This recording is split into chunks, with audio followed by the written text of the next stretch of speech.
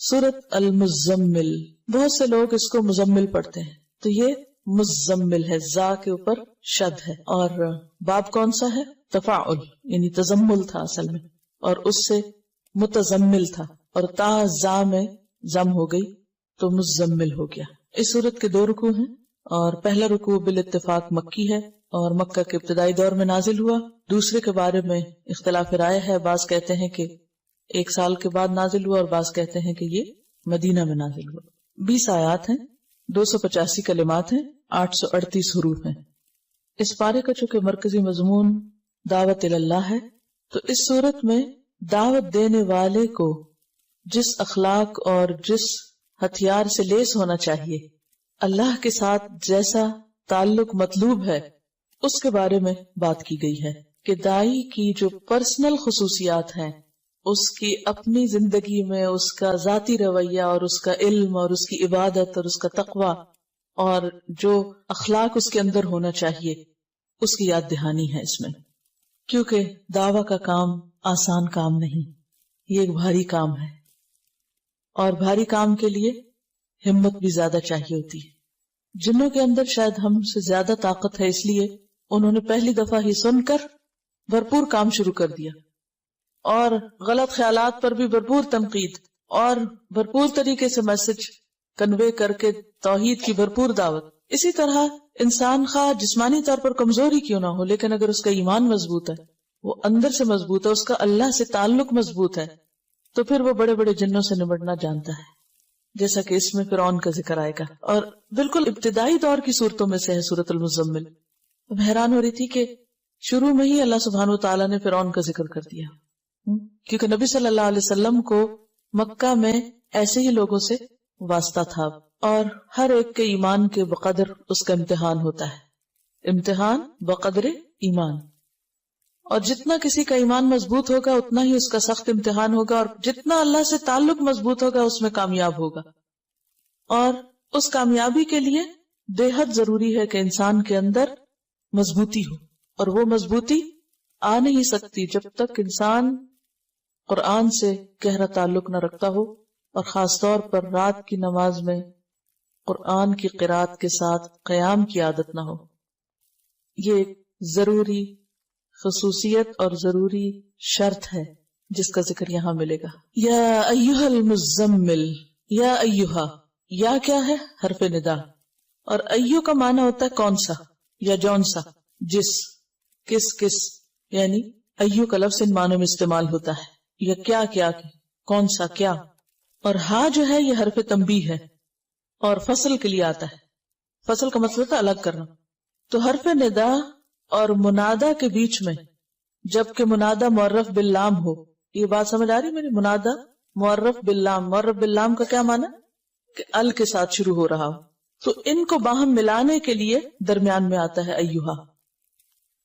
یا ایھا، اے وہ جو، المزمل، مزمل تزمل سے، باب تفاعل، اور اصل میں تھا متزمل، متفاعل کے وزن پر، تا کو زا میں مدغم کر دیا گیا، اور روٹ اس کا کیا ہے؟ زا ما لا، زا میم لام، اور تزمل کا معنی ہوتا ہے اپنے اوپر چادر یا کوئی کپڑا لپیٹنا۔ خطاب ہے نبی صلی اللہ علیہ وسلم سے، یا ایھا المزمل، اے کپڑے میں لپٹنے والے، اے چادر یا کمبل لپیٹنے والے۔ آپ کو مزمل سے کیوں خطاب کیا گیا؟ اس کی ایک وجہ تو یہ بیان کی جاتی ہے کہ نبی صلی اللہ علیہ وسلم نے جب پہلی مرتبہ جبریل علیہ السلام کو دیکھا تو آپ کے اوپر ایک بہت دہشت تھی اور خوف تھا اور لرزہ طاری تھا۔ آپ گھر پہ تشریف لائے اور حضرت خدیجہ سے کہا، زملونی زملونی، مجھے کمبل اڑھا دو، کمبل اڑھا دو، یعنی ایک طرح سے پروٹیکشن کے لیے اور اپنے آپ کو سمیٹنے کے لیے۔ اور یہ تو چونکہ نقطہ آغاز تھا، اس کے بعد ابھی مزید آپ پر ذمہ داری ڈالی جانا تھی، لہذا آئندہ جب آپ کو پکارا گیا تو اس نام سے پکارا گیا، اے کپڑا لپیٹنے والے۔ اور عربوں میں دستور یہ ہوتا ہے کہ جب کسی کو خطاب کیا جاتا ہے تو اس کے حال کا ذکر کر کے اس کو بلایا جاتا ہے، اور یہ ایک محبت کا انداز ہوتا ہے۔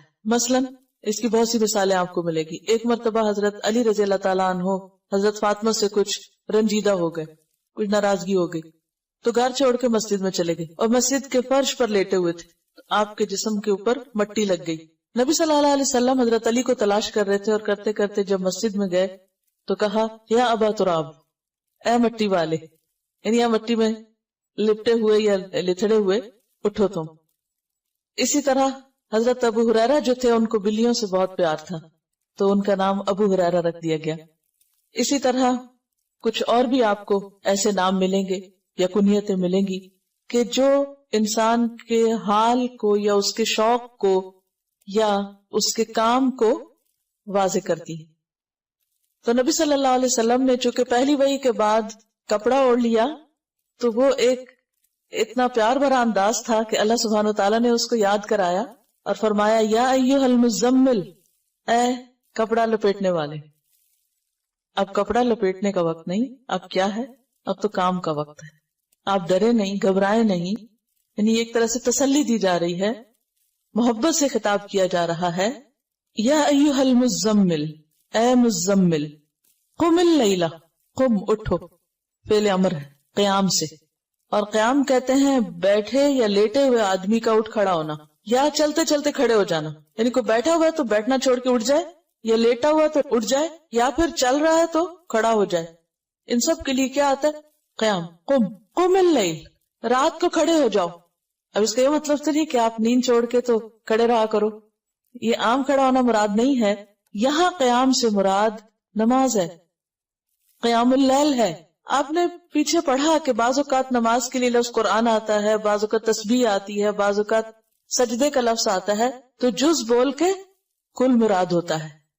اور یہاں پر قم، کھڑے ہو جاؤ سے مراد ایسے آئیڈیلی کھڑا ہونا نہیں بلکہ نماز میں کھڑے ہونا ہے. تو قم اللیل کا مطلب کیا ہوگا؟ اٹھو رات کے وقت اور اٹھ کر نماز پڑھو. اور اللیل سے مراد ساری رات ہے. لیکن اگلے حرف استثناء نے، حرف استثناء کون سا؟ اللہ نے واضح کر دیا کہ نہیں، پوری رات کا مراد نہیں ہے یہاں، بلکہ قلیلاً، تھوڑا، یعنی پوری سے کم، ساری نہیں. قم اللیل الا قلیلاً، رات کو قیام کرو یعنی نماز ادا کرو مگر تھوڑا. اب کتنا تھوڑا؟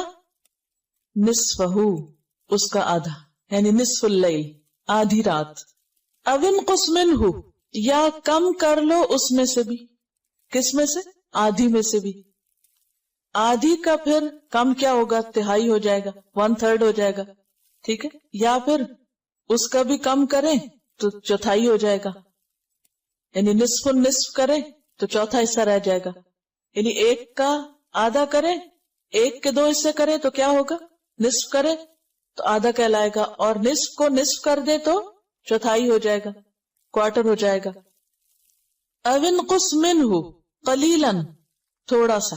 تو اس کا مطلب یہ ہے کہ بالکل آدھا نہیں کرنا بلکہ اس میں سے کچھ ہی کم کرنا ہے، یعنی تہائی رات.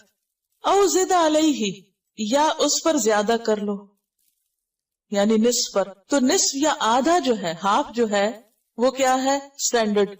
کبھی آدھے سے کم کر لو یا اس سے بھی تھوڑا کم، یا آدھے سے کچھ زیادہ بھی کر لو. تو ڈیپینڈ کرتا ہے کہ جیسے بھی حالات ہیں. اب اس دور میں گھڑیاں تو تھی نہیں، کوئی الارم کلاک نہیں تھے، موبائل نہیں تھے، کوئی اور